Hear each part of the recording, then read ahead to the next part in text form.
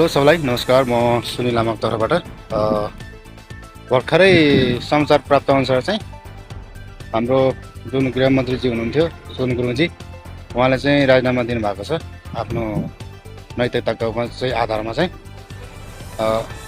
यो कुरालाई चाहिँ मान्छेले कतिको पोजिटिभ लिनुभएको छ कि नेगेटिभ लिनुभएको छ होइन। अब यो मेन भनेको चाहिँ अब पहिलाको सरकारमा हेर्ने हो भने चाहिँ पुरानो दलहरू चाहिँ जति नै उसलाई आरोप लाग्यो होस् जति नै ऊ होइन हरेक उसमा चाहिँ मुछेको भए पनि उसले चाहिँ त्यो पद छोड्नेवाला थिएन होइन। तर यो चाहिँ उहाँले एउटा उदाहरणीय काम गरेर जानुभएको छ होइन। सबैले सिक्नुपर्छ होइन, आफ्नो नैतिकता छोड्नुहुन्न होइन। आफ्नो जिम्मेवारी भनेको के हो भन्ने कुरा चाहिँ उहाँले सबैलाई चाहिँ छाप छोडेर जानुभएको छ होइन। त्यही भएर सबैजना चाहिँ आफ्नो गल्ती छ भने स्वीकार्नुपर्छ है। यदि त्यो गल्ती होइन रहेछ पछि अब बिस्तारै अदालतले यताउता सबै उहाँको चाहिँ छानबिन गर्ला। छानबिन गरेर उहाँ चाहिँ अब दोषीमुक्त हुनुभयो भने चाहिँ फेरि पनि उहाँ नियुक्ति हुन सक्नुहुन्छ, ऋण बहाली भन्छ त्यसलाई होइन। त्यति अति हल्ने कुरा छैन। र अझै पनि मैले हिजोको भिडियोमा भनेको छु उहाँभन्दा नि अझै राम्रो मान्छेहरू हुनुहुन्छ होला अझै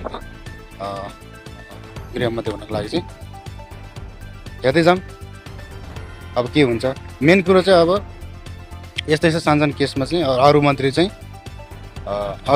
राजीनामा दिएको हेर्नु नपरोस् है।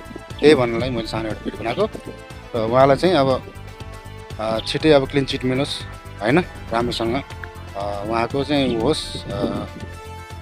त्यही हो, सबैलाई दुःख लागेको छ। राम्रो मान्छे राम्रो व्यक्ति पदबाट चाहिँ पदच्युत हुँदाखेरि चाहिँ। त्यही भएर आफ्नो गल्ती लुकाउन चाहिँ हुँदैन। गल्ती भनेको पहिल्यै देखाउनु पर्ने हुन्थ्यो, उहाँको त्यो गल्ती भयो होइन। मेन कुरो के हो कसो बिस्तारै त्यो विचाराधीन छ हरेक ठाउँमा, उहाँको बारेमा रिसर्च गर्दै होला होइन। त्यही भएर यो कुरालाई चाहिँ खास नेगेटिभ लिनुभन्दा पनि हामीले पोजिटिभ तरिकाले चाहिँ लिनु नै बेस्ट हुन्छ भन्ने चाहिँ मलाई लाग्छ। यति भन्नलाई मैले यो भिडियो बनाएको। अब तपाईँलाई के लाग्छ कमेन्टमा चाहिँ उहाँको राजीनामा प्रति तपाईँहरूको धारणा के छ है त। नमस्कार।